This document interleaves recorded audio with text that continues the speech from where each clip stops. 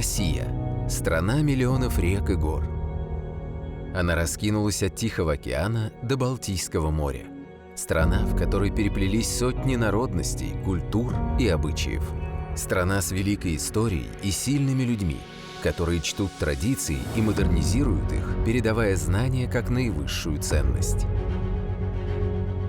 Будь то огромный мегаполис или маленькая деревня, в каждом уголке России есть что-то самобытное и неповторимое.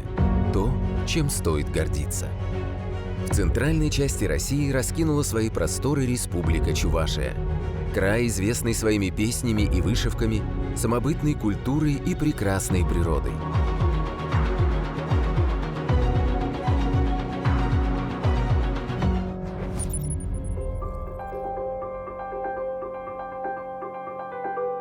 А это Чебоксары.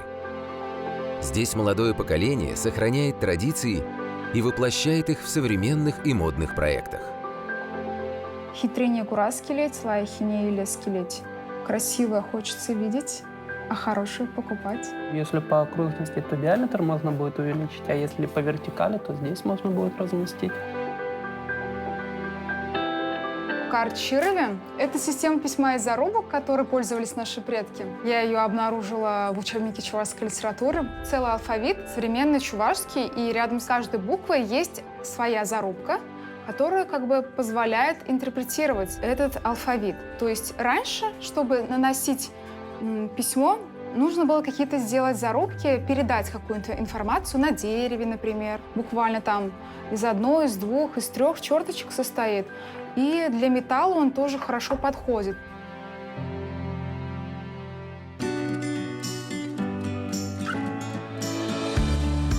Я думаю, что в мире самое сложное – это понять, кто ты, понять, какой ты человек, чем ты отличаешься от других, чем ты можешь принести пользу этому миру. А в этом вопросе очень большую помощь оказывает именно национальная идентичность. Гораздо легче как-то чувствовать себя в этом мире, когда ты понимаешь, что ты русская, ты чувашка.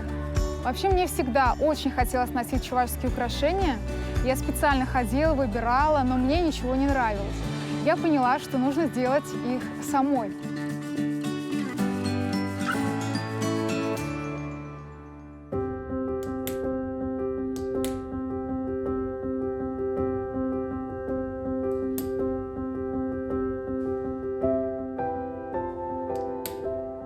Это одно из моих любимых колец. Я с ним практически никогда не расстаюсь. Оно тоже создано на основе чувашской мифологии в более лаконичной, такой минимальной версии. 3 – это знаковое число для чувашей. 3, прежде всего, это 3 слоя мира. Нижний мир – Лештинже, средний мир – Щуттинже и верхний мир – Щульдидинже. Они объединены древом жизни. Древо жизни – это фактически ось, которая держит наш мир.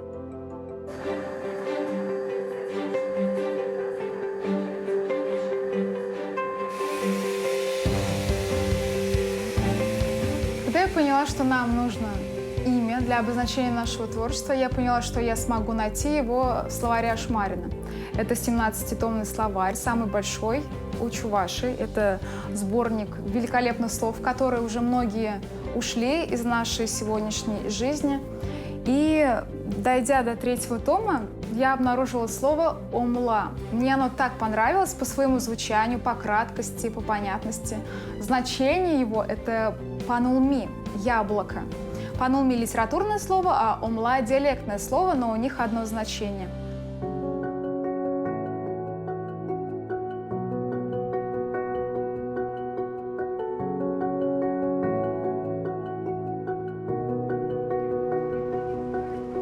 Пужуихин вижинче, хивельбо хряжутся, сильбич ваш ялинче, юр ирильджи вас каза.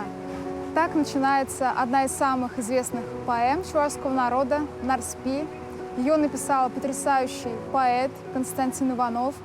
Он прожил всего 25 лет, но за свою жизнь успел сделать великое произведение, которое знает по всему миру. Это такой красивый женский образ, очень сильный образ. Она действительно вдохновляет очень многих девушек Пусть это очень тяжелое, трагическое произведение, но в нем можно найти то, что всегда тебя поддерживает. Главное — верить в себя и не предавать собственных идеалов.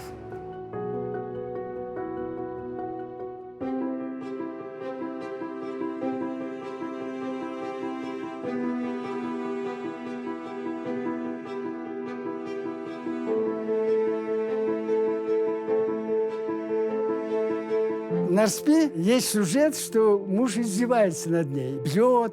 Я это нарисовал. На выставку мы быстро директором Дома творчества приехали. Сидит молодая девушка, как вот в вашем возрасте, вот так, с моей гуашью работой. Она говорит: я художница. Я видел много картин. Я видел много музеев. Я видел, как мужчина танцует с женщиной. Я видел, как они вместе пьют вино. Я видел, как он ухаживает за ней. Ну и в конце концов, я, говорит, видел, как мужики подглядывают, как купается женщина. Но, говорит, ни в одном музее нет картины, где мужчина избивает женщину. Я заулыбался, говорю: нет, я не из-за моего дурного характера это я нарисовал. Я говорю: вот у нас есть такой сюжет.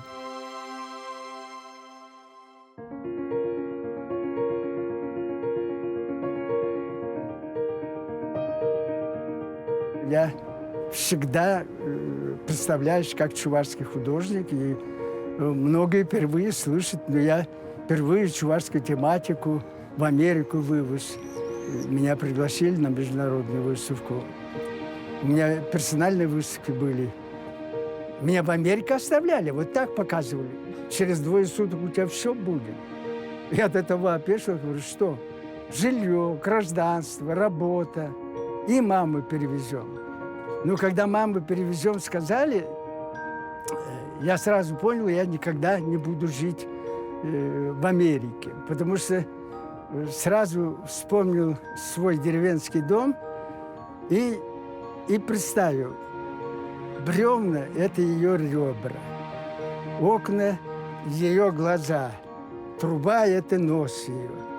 Если я ее оттуда вырву, из этого дома ушел муж и погиб на фронте. И я думаю, или она умрет в самолете, или, думаю, долетим, так меня проклянет. Ну, тянет сюда, тянет сюда.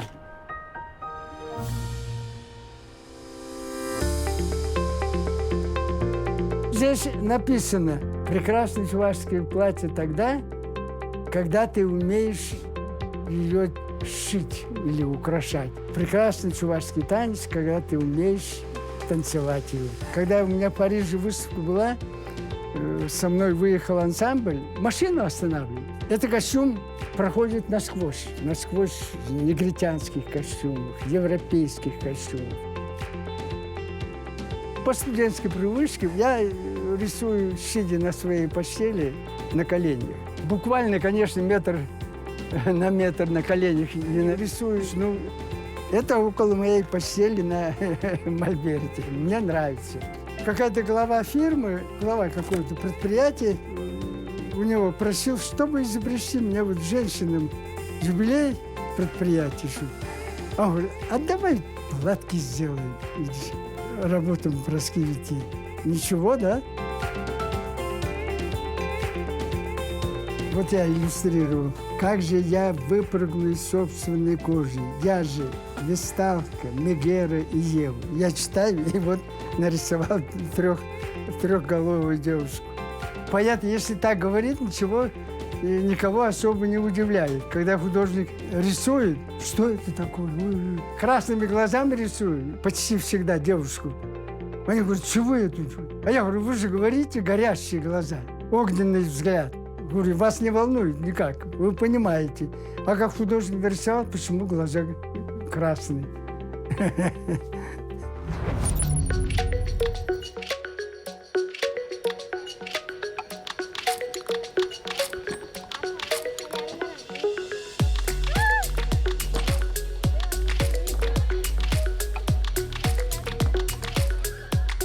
все учимся в чувашской школе. Нас там учат чувашскому языку, русскому, математике, окружающему. А еще у нас есть ансамбль «Путинге хунаризм», новочувашские ростки. Играем, поем, танцуем. Говорят, что на самом деле мало разговора у нас на чувашском языке. Но мы стараемся, все стараемся, и в деревне, и в школе, и в садике, и все стараются. Я буду говорить на русском, а ты будешь переводить на чувашский язык. Солнышко, Хебель, хлеб, чогор, соль, товар, трава, курок, мотор.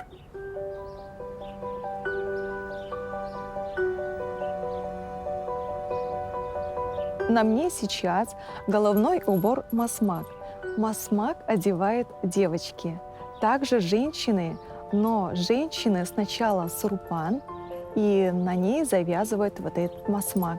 И поэтому масмак, можно сказать, универсальное украшение. Я работаю в культуре и поняла, что без этих украшений я, к сожалению, не смогу, потому что мы каждый раз выступаем на сцене, и каждый раз необходимо просить у кого-то. Я, конечно же, понимала, что я должна сама научиться все правильно сделать, в первую очередь для себя, для своих детей. У меня дочка растет, ей сейчас 10 лет, для нее все есть. И масмак есть, и тухья, нашейные украшения, и платья. Все я сделала сама своими руками.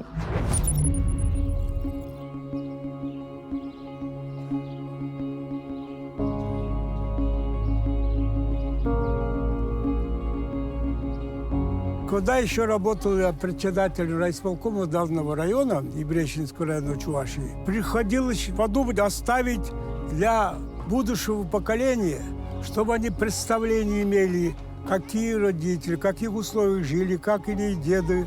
Мы думали создавать не заново, а натуральные.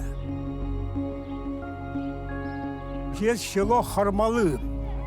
Это было 42-43 года тому назад. Жила бабушка. Я говорю, вот вам хотим этот использовать. Вы как?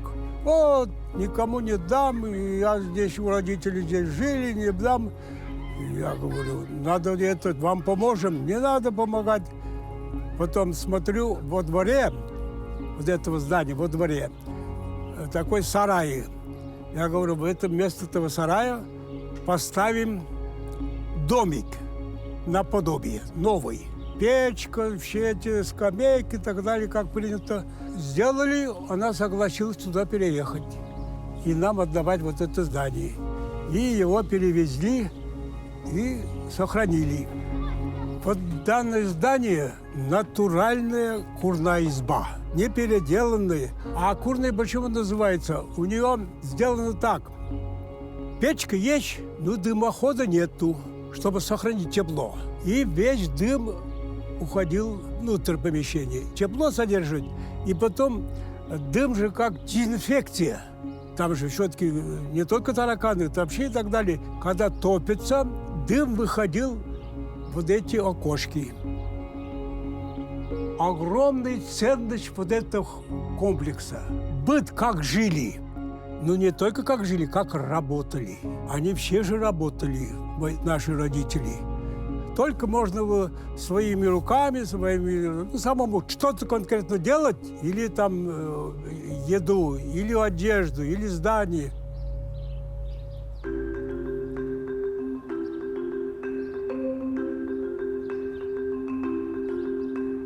Вот эта мельница. Но она действующая. Ну, сейчас, конечно, ветра тут нету. Состоятельный крестьянин его держал. Ну, потом успел продать то раскулачивание.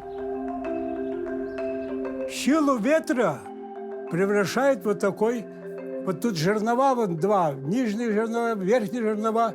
Туда, значит, идет специальный там вот этот вал. И вот этот вот внизу, вот там шестерня большая, он вращает следующую шестерню и сюда посыпается зерно, сюда мука.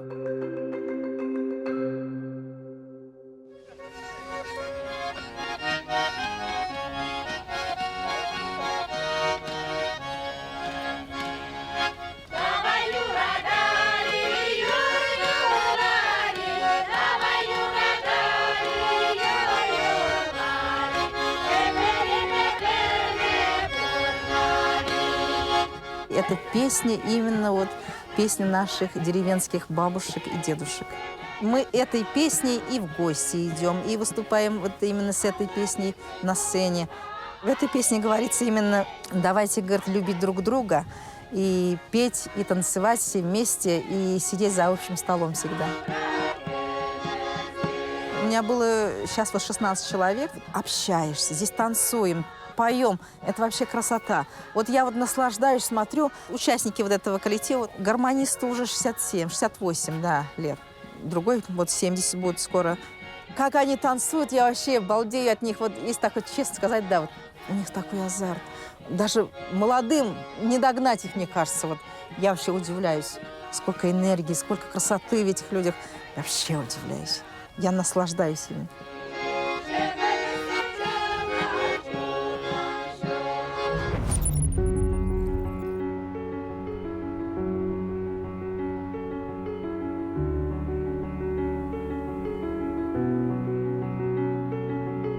Вот такая песня чувашская есть. Везде, где ты бываешь, везде ты ходишь, одно солнце.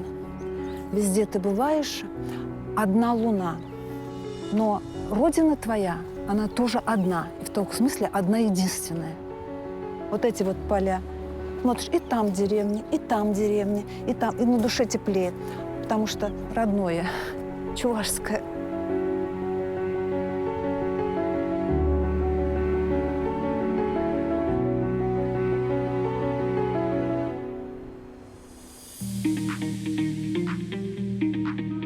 Учитель в деревне – это не просто учитель. Если у меня было 19 часов, это было 19 разных уроков, 19 разных, в разных классах. Появился такой предмет, как культура родного края. Я вот поняла, вот детки сидят, учитель приходит на урок, а у него ничего нет в руках. И мне пришла в голову идея сделать рабочую тетрадь.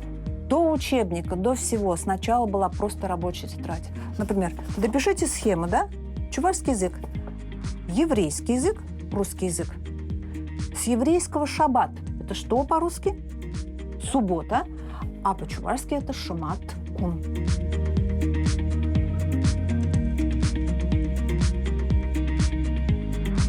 Вот вышла вот эта книга, вот «Повествование о чувашах». Это о чувашах надо, ударение на чувашах. Это на самом деле история Чувашии в картинках. Очень краткая история народа, рассказанная для детей. Я очень хорошо помню, почему я взяла это. Потому что я купила своим детям, когда еще они маленькие были, книгу, называлась «Славяне». И вот она тоже была рассказ о славянах в картинках.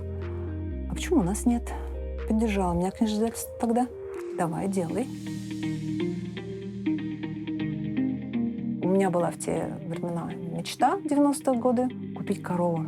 Мне даже предлагали гонорар коровы. Я была согласна. Я говорю, обязательно, и назову в честь директора издательства.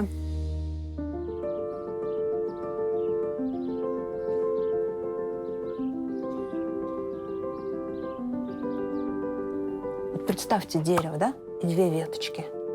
Вот на одной веточке все тюркские языки сидят, а на этой другой только один чувашский. В чувашском языке есть, например, рутацизм. По-татарски девушка как? Это кыз. Да. И у многих других языках, тюркский тоже, там вот кыз, кыз. А в чувашском хер, в чувашском языке в конце этого слова стоит р, а в остальных тюркских з. Есть слова с ротацизмом в монгольском языке, и есть слова с ротацизмом в венгерском языке. Вот чтобы вот увязать, где Венгрия, и где Монголия, и где Чуваши. В конце концов, вот ученые за 200 лет все-таки пришли к такой идее, да. Ну, раньше говорили Центральная Азия, и сейчас вот уже уточняют Северный Китай. Скорее всего, прародины всех тюрков, но чуваши точно однозначно. Это столб. юба по-чувашски. Но это не просто столб, как для забора что-то, да, а вот такое своего рода скульптура, знак, сакральное нечто. Была традиция, скажем так, устанавливать на могильные столбы. То есть это как бы память ушедшего человека. Вот эти столбы, они тоже в память уже ушедшей культуры, скажем так. Это создал Юхтар, мой муж. Когда я оставил свою творческую мастерскую в Чебоксарах, надо было что-то сделать, куда-то работу разместить. И вот срочно была построена эта сарайная мастерская. Чисто в чувашском народе это вот такой праздник, или называется День поминовения, День мертвых. Это Калымгун. Вот когда шли к предкам, и перед тем, значит, как войти на кладбище, знак кладбища был дуб, который с корнями выкапывался и переворачивался и вкапывался в землю как бы верхушкой вниз. Это символ того, что мы заходим в другой мир, где все зеркально. Почему, например, на кладбище нельзя подавать руку? Потому что это все зеркально. Если ты подаешь руку, то считается, что ты как бы ее наоборот оттягиваешь, да? Нельзя, например, плакать на кладбище, вот у чувашей, потому что это виднелось, что там снизу это что ты смеешься и так далее. Все было зеркально.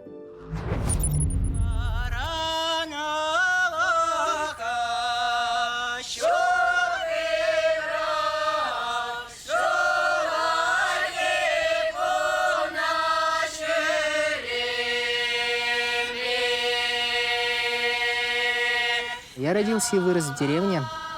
Детство мое было чувашским. Первые воспоминания, такие яркие воспоминания, это когда ты сидишь на песочнице, еще играешь, а, например, из-за околицы заходит огромное количество людей, которые идут со свадьбы. Они забрали невесту, и, получается, это люди в национальных костюмах. Те воспоминания из детства, они всегда будут с нами, но как бы мы растем, мы покидаем свои деревни, мы становимся городскими жителями, и этого немного не хватает. Мы сохраняем свою этничность немного по-другому. Мне нравится проводить чувашские обрядовые свадьбы для людей, потому что это в какой-то степени идет из сохранения традиции, какая-то их переработка. Например, если взять, допустим, какие-нибудь старинные тексты свадебных песен, то там поется «Не спускайся, братишка, с коня, пока тебе не положат денежку». Мы видим это по-другому. То есть мы видим, что сейчас жених не приедет на коне верхом, он приедет на машине. И, соответственно, текст также будет переделываться. «Не выходи, братишка, с машины, пока тебе денежку не положат».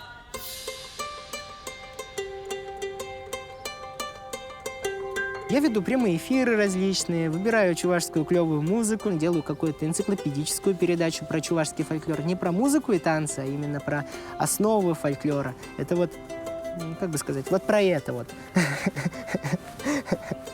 Это вот картина нашего мира, например. Тут мы видим древо жизни, 3 солнца, соответственно. Считается, что по легенде изначально на нашем небе было 3 солнца. А потом люди решили, что им очень тепло, наверное, 3 солнца не надо, давайте-ка уберем 2 из них. Сначала они прострелили одно, это солнце раскололось, стало месяцем и звездами. Другое солнце тоже раскололось, оно теперь, видимо, светит на том свете, который мы называем миром желтого дня. А другое увидело, что, в общем-то, люди на него покушаются, и оно решило уйти далеко-далеко. И стало тогда холодно, и люди одумались, начали изображать солнце везде, на себе, на домах, на флаге и на гербе Чувашской республики. Эти 3 солнца изображены. Салам булдар дезе галадып сиреща каш эбе эльдияр. Это национальное радио Чувашии, это моя рабочая студия. Вот здесь сидела Надежда Бабкина. Это было самое крутое интервью. Мы говорили о фольклоре. Мы говорили о фольклоре в целом, о том, как он должен развиваться в плане музыки и так далее, и так далее.